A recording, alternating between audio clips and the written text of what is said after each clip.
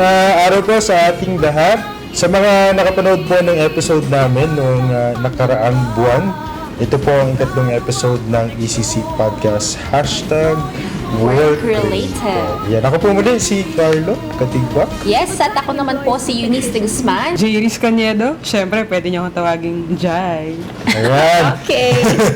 Noong nakaraang episode po mga ka-ECC, napag-usapan po namin yung coverage under EC program. Kasama na din yung mga component ng tinatawag po natin na EC benefit. Pero bago tayo pumunta doon, kumusta ang naging mga... Actually, kanina Sir Carlo, dahil tinanghali ako ng gising, ako ay nag-commute papasok dito. Maayos ang aking biyahe. Yes, Kaya hindi nyo may wala akong tatanong sponsor. kasi, kaya ako nabanggit yung pag-commute. Kasi if ever man na kayo ay maka-encounter ng anumang accident or anumang work-related contingency, kung kayo man ay papasok ng inyong trabaho, yan po ay covered under the EC program. Ayan. So sa mga nakikinig ngayon sa amin, no, especially yung mga kasamahan natin na private sector, generally speaking, lahat naman ng worker, no? Basta meron kayong trabaho, yung tinatawag na employer-employer relationship.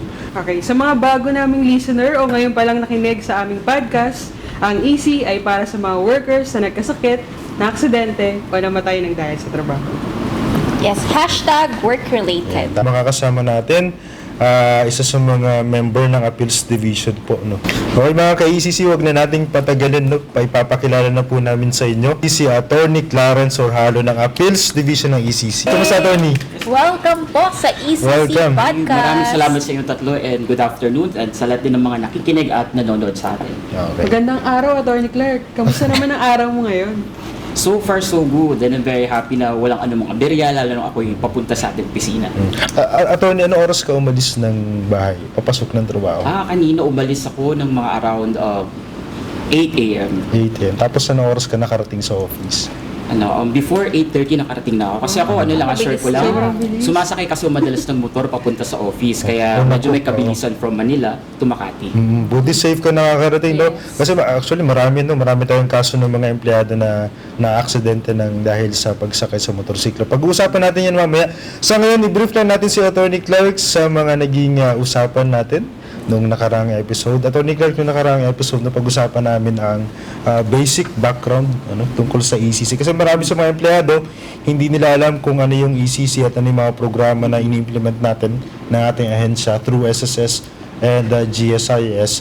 So, tampok na aming usapan nung nakaraang episode. Kasama din dyan yung membership at saka yung coverage na tinatawag natin under EC program.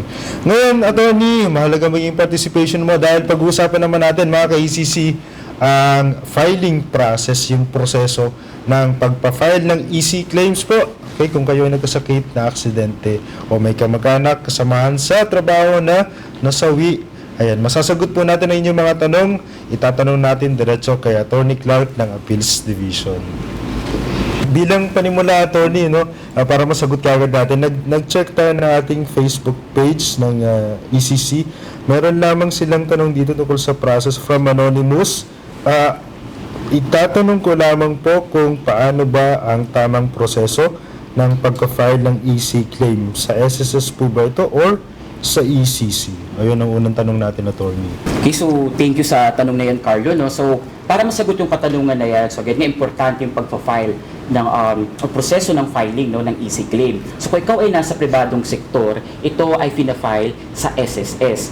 Kung ikaw naman ay empleyado sa gobyerno, ito ay fina-file sa GSIS. At kung tatanungin, saang SSS ba o GSIS, ang sagot lamang po dyan ay simple lang po kung saan po yung pinakamalapit na branch po sa inyo. Pero, Attorney, paano kung na-denied naman yung claim nila kay SSS or kay GSIS? Magandang Saan tanong. sila pwedeng mag-file? Okay. So in case na deny or hindi na-aprubahan yung claim, syempre meron tayong remedyo para dyan.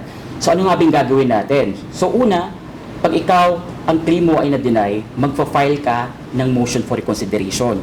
So ano nga ba yung motion for reconsideration o MR na tinatawag? Ito lang ay isang simpleng kasulatan na kung saan ikaw ay humihingi ng konsiderasyon ng pagkaka-deny ng iyong claim. So ito ay sinasubmit mo to o binibigay mo to sa branch na nag-deny ng iyong EC claim. Okay. So, speaking of denials, ano ba yung mga usual reasons kung bakit na-deny yung ating mga application for EC? So usually po ay dalawang bagay yan eh. So pwedeng aspetong medikal o aspetong legal. So kung ito ay medical, so basically sinasabi dito na hindi work-related yung sakit na natamo nung ng empleyado o nung kamag-anak ng empleyado na yon na sabihin natin nasawi. Hindi siya work-related based on the medical evaluation ng doktor, so i-deny siya. So pag sa aspetong legal naman, maaring sinasabing hindi na siya pasok sa prescriptive period. Ano nga ba yung prescriptive period? So ito yung basically deadline ng pag-file mo ng EC claim. So ito yung 3 years from the time na nangyari yung aksidente, from the time na ikaw ay nagretiro na o na-separate sa work, or from the time na namatay ang empleyado. So, ganun pala yun. So, dalawa lang, either medical or legal. So, kapag medical, gaya ng sinabi ni Attorney Clark kanina, maaaring hindi na-prove ng ating mga doctors na ang nangyari sa iyo ay nangyaring contingency ay hindi siya work-related. Kapag legal naman, so yung prescriptive period natin, given na yan, no? Paano halimbawa, inakyat attorney sa ECC? Ayan, tapos sinustain ng ECC yung denial ng system. Kumbaga umakyat na siya sa ECC, tapos si ECC sabi din na i-deny natin. Kumbaga kinakatigan yung ginawa o naging desisyon ng branch. So in case na yan, ay meron pa ring option, ay may remedy pa rin na pwedeng gawin ang claimant. So ano nga ba yun? So ito ay ang pag-apela sa Court of Appeals o ang Korte ng Apela. So para ma-review din kung tama ba ang naging desisyon ng ECC sa pag-deny din ng claim ng kliyente o ng claimant natin. Kaya naman wag parang mawawalan ng pag-asa. No? So maraming levels yung ating application for EC. So umpisa tayo sa branch and then sa ECC and then CA.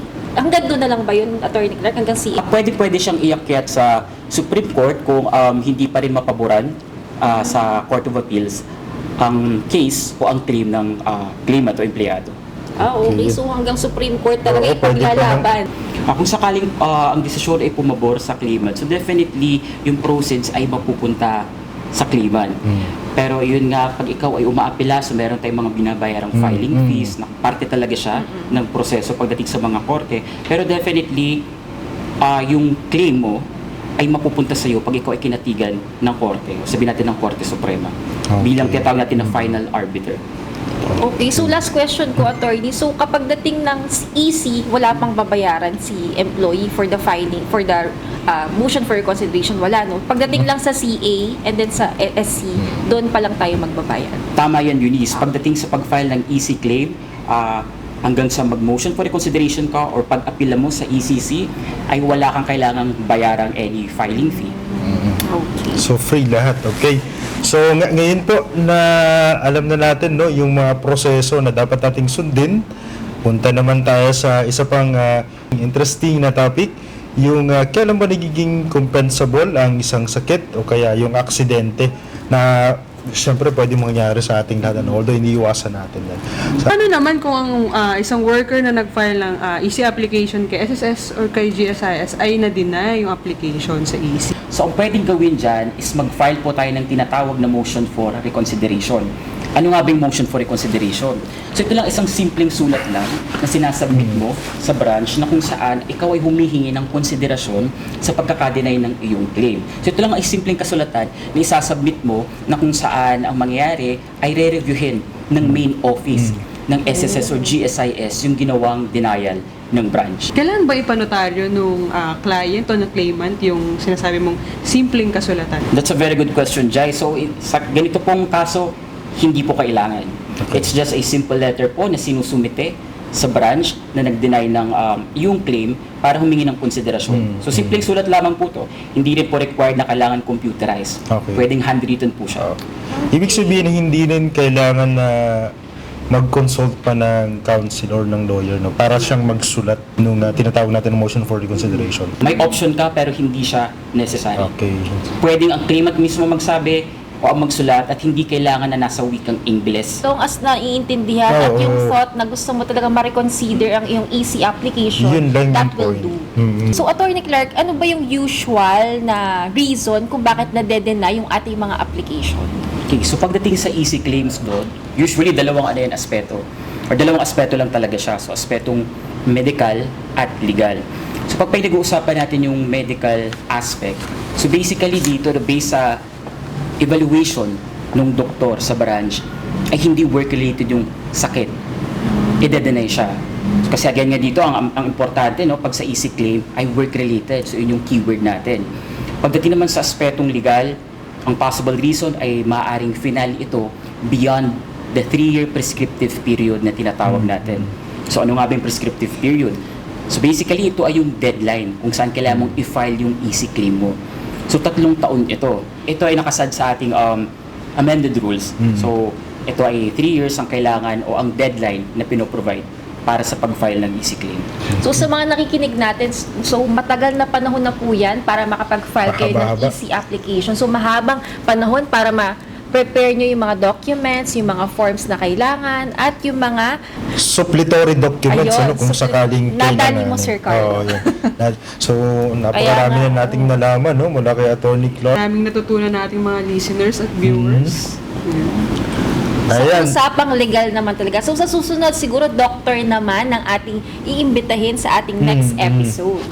Para dun sa maraming tanong tungkol sa kanilang medical conditions, kung ito ba ay compensable o hindi, sa next episode po natin pag-uusapan yan. So yan muli mga ka-ECC, maraming salamat po muli sa pagsama sa amin sa aming ikatlong episode ng ECC Podcast, #WorkRelated. Pwede nyo itong mapanood sa ECC website at FB page ng ECC.